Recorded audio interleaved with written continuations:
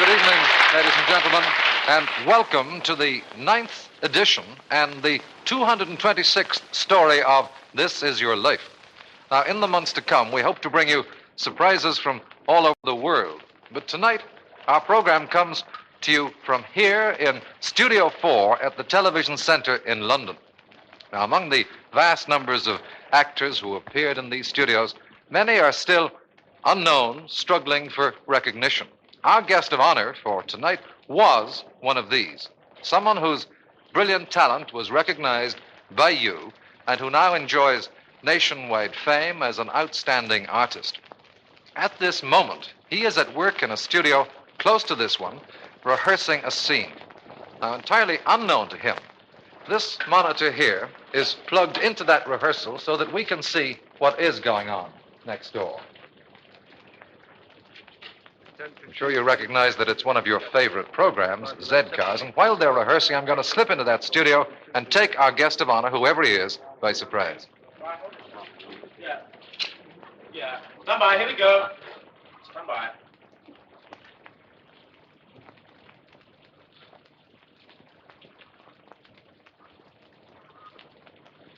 I can't afford a car stuck outside there all night. Well, you'll have to send someone else, won't you? Who? Not my job, John. Could go yourself, or Elliot will be back soon. Send him back there at 1 in the morning. CID work, John. CID work. Come in.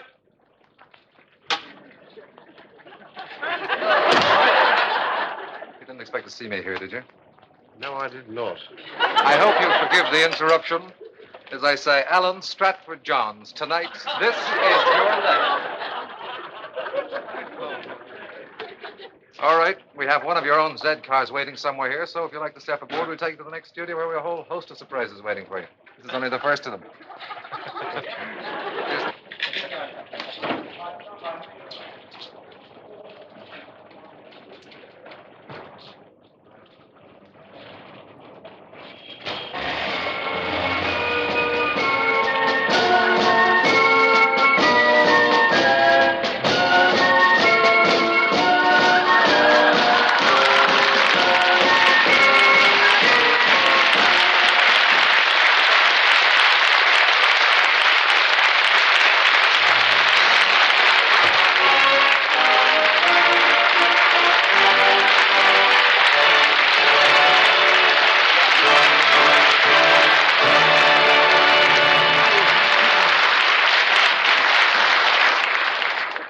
Well, that was one of the quickest journeys you've made by Z-Car. Very.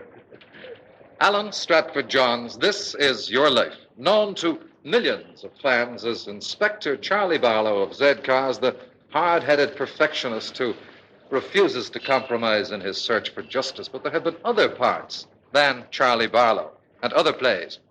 In 1948, for instance, you're in repertory at Southend, Essex. A member of that company is your most ardent fan. A young drama student who's always dreaming of the day when she'll play opposite you. And you gave me my first chance when I played Sarah Pugh, the postmistress. Yes, a big name herself now, co-star of the Dick Emery Show, Joan Sims.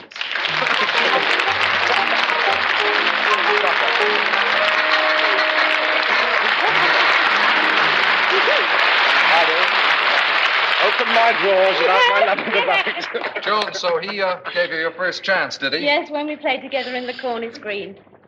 But I think, actually, the most exciting moment for me was when Alan was discussing the part that he was going to play the following week with the producer. He was going to play the part of an American soldier. And so the producer said, Joan, we shall want you next week. Well, that sounded promising enough. Yeah, well, I thought so. I went home floating on air. I thought, well, at least I probably must have one little scene with Alan, I'm sure, in the play. And at that time, I had such a crush on him. I still have. And he was wonderfully slim and very, very good looking. And, Joan, your part, was it a long one? No. You see, in one scene in the play, Alan had to have a very quick change of clothes on the side of the stage. So your part was small but telling, yes? Yes, you see, it was up to me, actually, to help him get into his trousers. Thanks for telling us that inspiring story, Joan Sims. Oh, my love.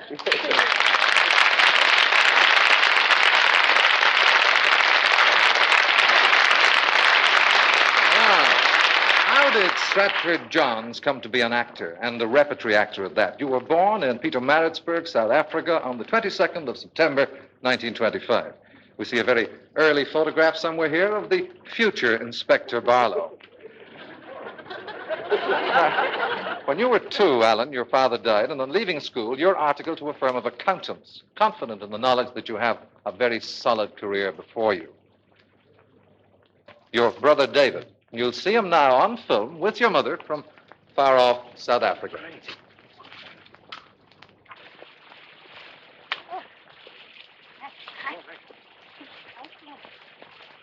Hello, Alan, old boy. This is a terrific surprise. Anyway, congratulations on your success there, and good luck, old man. David and I have just been talking about your childhood days. Remember one case I took you uptown for a walk, and you stopped all of a sudden and said, Mummy, you know when I'm a big boy, I'm going to buy you a big, big house as big as this town hall, and I'm going to buy you a green silk dress, and beads like the Queen, all round lovely, and I'm going to buy you a lovely motor car, Mummy. I said, that's lovely, son, but where's the money coming from? I said, but, Mummy, when I'm a big man, I'll have thousands of pounds. I want to wish you all the best and congratulate you on your success and give my love to Nan and the children, and God bless you all. Well, now, as you know, Alan, thank you, Mrs. Johns, your mother's health made it impossible for her to travel the 7,000 miles here, but we've still arranged that you'll have a first-hand account of what happened here tonight because someone else was able to make that trip, your brother, David.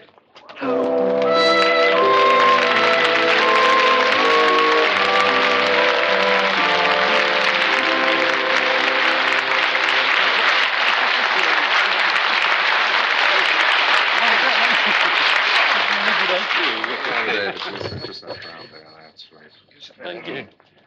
Now, David, we only know Stratford-Johns, of course, the actor, but you knew your brother as an athlete. Yes. He could hold himself with any games, but in swimming, he was up to championship standards. Was swimming then his favorite pastime? No, amateur dramatic was his first love. As a matter of fact, he was one of the highlights of the local amateur dramatic society, and we soon realized where his interest lay. But he didn't take up acting professionally in South Africa. No, I'm afraid the nearest professional theatre is about 600 miles away in Cape Town, and he had a perfectly good job, good prospects. Now, realizing this, did you and your mother try to discourage Alan when he did decide to become a professional actor? Not likely. We'd seen most of his performances and realized he had plenty of talent. And anyway, I felt rather sympathetic towards his cause because I wanted to be an artist, and due to trouble with my eyesight, that was impossible.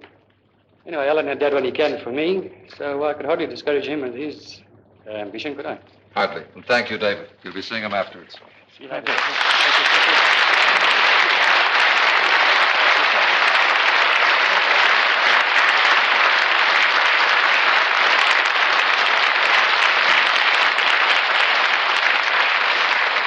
The problem of whether to try his luck as a professional or no was temporarily shelved when Alan Johns enlisted in the South African Navy in December 1944 and later transferred to the Royal Navy, serving in the battle cruiser HMS Enterprise. Now, Alan, during your war service, did you get over your love for the theater?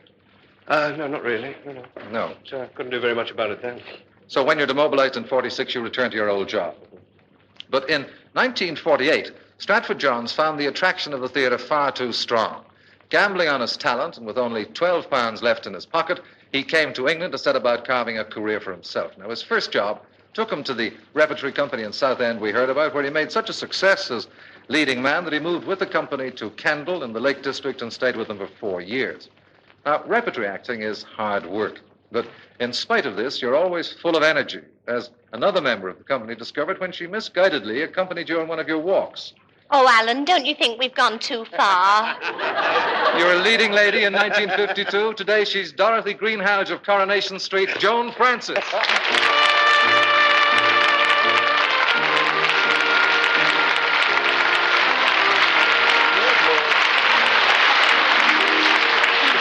Joan, what do you mean you thought he was going too far? Oh, Lord, he was such a walker, he wore me out. So you never went for a walk with him again? Oh, yes, many times, because Alan was very popular with the company and he was always great fun to be with. And although he was very young at the time, I think most of the company used to go to him with their problems. I know I used to go to him with all my misguided love stories. And was he sympathetic?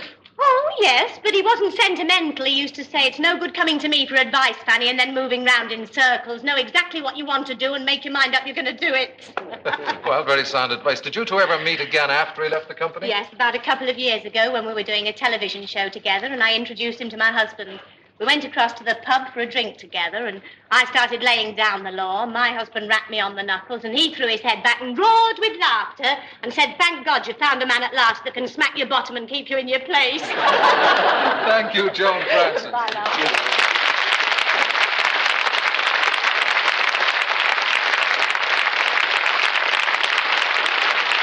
In December 1952, Stratford Johns decides it's time to cut adrift from repertory as to progress in his profession. Now, armed with the meager amount of money he'd been able to save, knowing no one in the theatre in a position to help, he arrives in London. But, of course, your money soon dwindles, as always happens with money. And to help out, you get a job with British Railways as a vanguard. That's right. Working nights to leave daytime free for auditions. Now, one night, a van driver coming on duty calls at the mess room to pick up his new guard. He sees an unknown figure, yourself, in a duffel coat with the hood pulled down over your face, asleep on a bench. And mistaking you for a member of the railway police, he whispers to a friend. All right, watch it, copper. Still driving that van, he's rushed here straight off duty, spiked Fiander.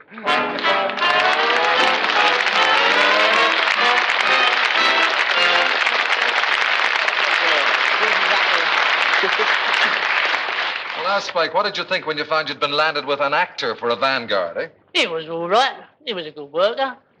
He used to do regular nights. Start at 12, finish at 8:30 in the morning. But he always did his job. What was the job? Oh, we used to go to Victoria, pick up a load of produce, take it to Covent Garden. Alan used to unload the motor.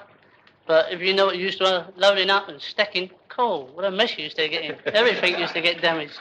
Did Alan do it all right, though? He was a smasher. You know what the fellas would say at Covent Garden if he didn't. You needn't tell us that. Thank you very much, Spike Fiander.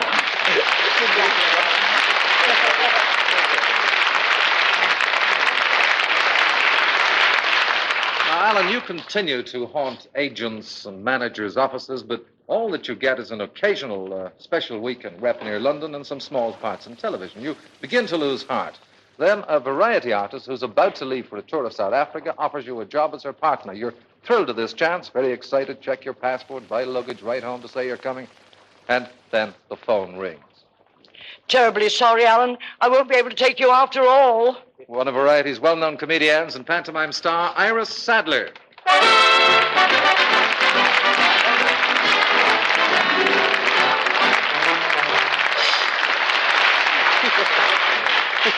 Oh, Iris, what happened to make you change your mind? Well, I didn't change my mind. You see, I had to ring up my agent to say that I'd found a substitute in place of the feed that couldn't go with me.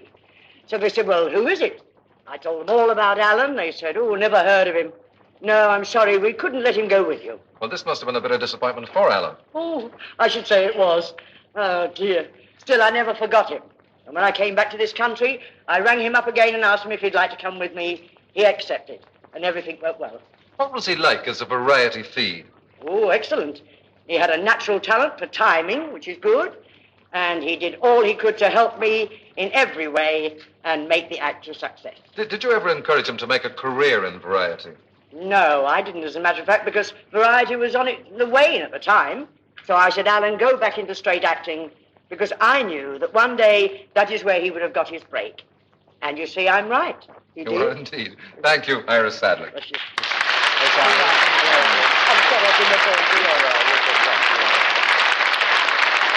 Now, you take Iris Sadler's advice and return to acting, or at least looking for it. And photographs like these go into the files of numerous managements, and you start getting small parts in films. In fact, in one of these films, Flight from Vienna, you were extremely versatile, I understand, and played several parts. Can you remember the parts you played? What were they? A troop of Russian soldiers. Yes, and a pair of marching feet, I understand, yes. Anyway, in 1957, as a security against the hazards of the acting profession, Alan took over the management of a small, and at that time, dilapidated hotel in London's St. Martin's Lane. Well, I know that he spent his spare time carrying out repairs and decorations. Then one night, to your great surprise, a very dejected 16-year-old girl arrives on your doorstep. She's come from the north for an audition, has been turned down, spent the rest of the day looking for somewhere to stay, and finally about 12:30 she timidly and somewhat tearfully rings your bell. And from that day on, room 21 was my second home. Yes, that same girl, Valerie Dean.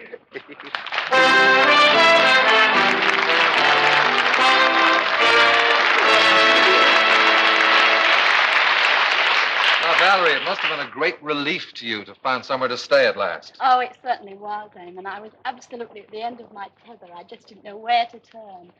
And the point was that I didn't think Alan was going to take me because he asked so many questions about my background and, sort of realizing that my parents didn't know I was away from home. That was the trouble. Now, after you'd settled in, did you see much of him?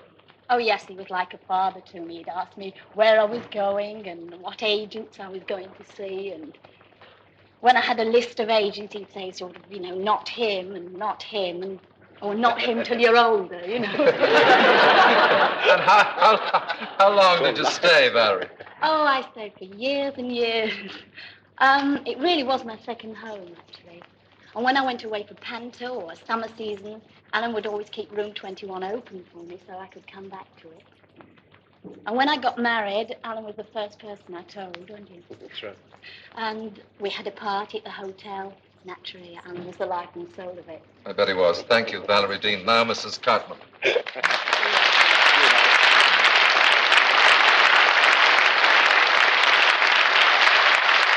Now, over the years, almost every conceivable branch and nationality of the acting profession has stayed at Alan's hotel, from budding Oliviers to Chinese jugglers. When you were rehearsing at the Royal Court Theatre by day and looking after your guests by night, some members of Antonio's famous company of Spanish dancers were staying with you. As you tried to get asleep one night, you suddenly became wide awake. Unable to bear it any longer, you jump out of bed, rush up the stairs, and fling open a door. And all of a sudden, there was a terrible silence. Two members of the company who were making all the noise, from Madrid, husband and wife, Paco Rias and Teresa Mathal.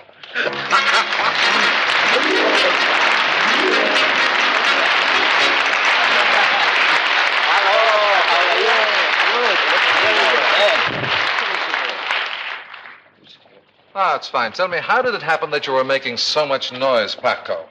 After the show, we always have a glass wine. Nice, yeah. Wine.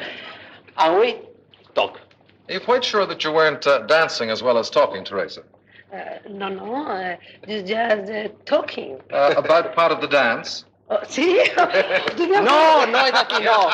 Yes, all right, we understand, of course, yes, but all right. Would you mind telling me why was there this terrible silence when Alan opened the door? Oh, Alan forgot. He does not sleep in pajamas. Thank you very much, Teresa and Paco. Thank you.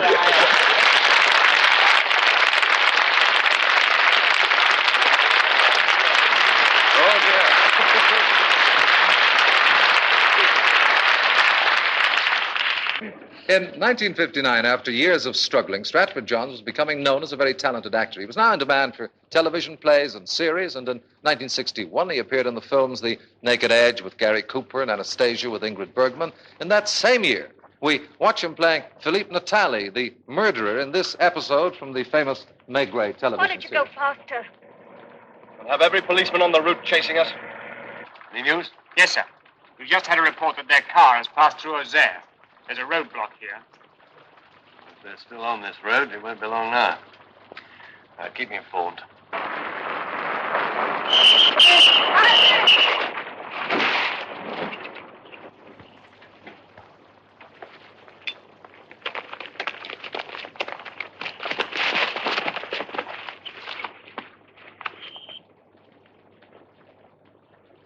Come on!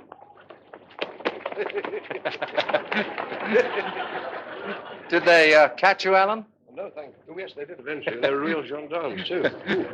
Well, it's no disgrace to be caught by the great Maigret. And on film, to greet you from Nice, where he's at present on duty, is the patron himself.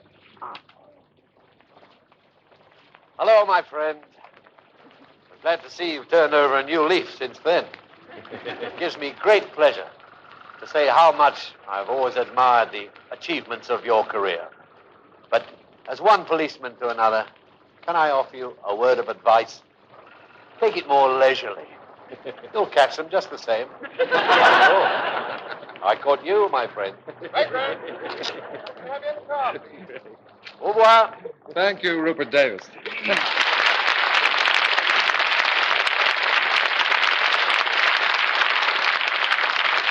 Alan, throughout the toughest years of your career, you've been fortunate in having the help and encouragement and understanding of a wife. She gave up her own career as an actress when your family began to arrive, and gave up that career until recently when your producers were looking for someone to play Mrs. Barlow, Inspector Barlow's wife in Z-Cars, and you persuaded her to take on the part. Here she is, Nanette Ryder.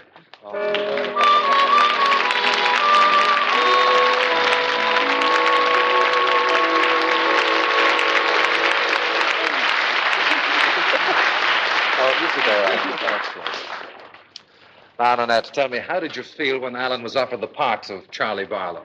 Oh, well, I was thrilled when he told me about the part, but very nearly didn't accept it. Now, why was that? Well, for years he'd been trying to get a real break in television, but in the past he'd always been cast with so many policemen. And, well, we chatted about it and discussed it half the night, And, this was just one more policeman. And anyway, he didn't think the series was going to run.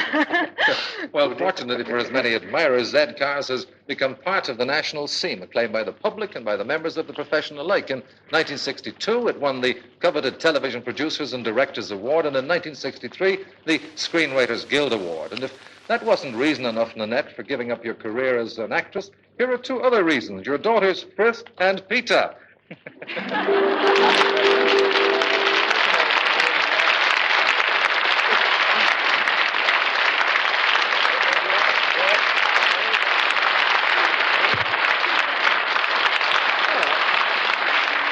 Now, Frith, would you like to tell us what you like doing best with Father? Going out to the park with him on Sundays. Going out to the park. And, Peter, what do you think of Inspector Barlow in Z-Cars? I don't know, because he doesn't let us stay up as late. He doesn't let you stay up as late, but what do you like? So I do like that, the May Gray tune. Well, now, so much for our younger critics. Now, to end our story, we've one more surprise for you, and a very important person whom we hope will be here in a moment. We hope. Studio 4, this is your life. Z Victor 1 to Studio 4. We've got your man and we're on our way. Z Victor 1, message received.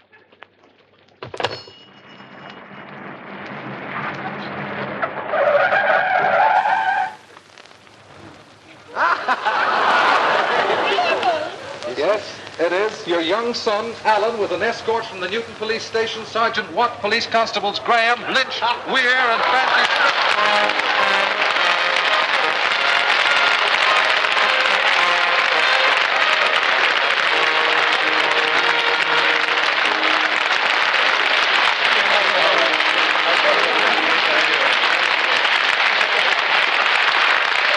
Alan, with the two Allens, friends and family around you, let me say to you, this is your life. Thank you very much. Well done. Thank you, Eamonn. Thank you. Thank you.